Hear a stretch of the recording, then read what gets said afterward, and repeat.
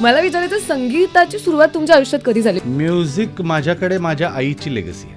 ओ wow. तिला शिकवायला तिचे वडील म्हणजे माझे आजोबा यायचे. He was also a singer. त्यामुळे Oh. त्या साईडनी गाणं आहे माझ्याकडे. आणि मग ते तिला शिकवायला यायचे. आणि पण मी माझ्या कुठल्या तरी उद्योगात असायचो आणि तिकडे त्यांची शिकवणी चालू असायची. आणि ती गेल्यानंतर ती काहीतरी म्हणायचा प्रयत्न करायची आणि शी कुडंट रिकलेक्ट. आणि मी तिला म्हणून दाखवायचो. तेव्हा तिच्या एकदम असं की अरे हा गाऊ शकतो, याचा आवाज.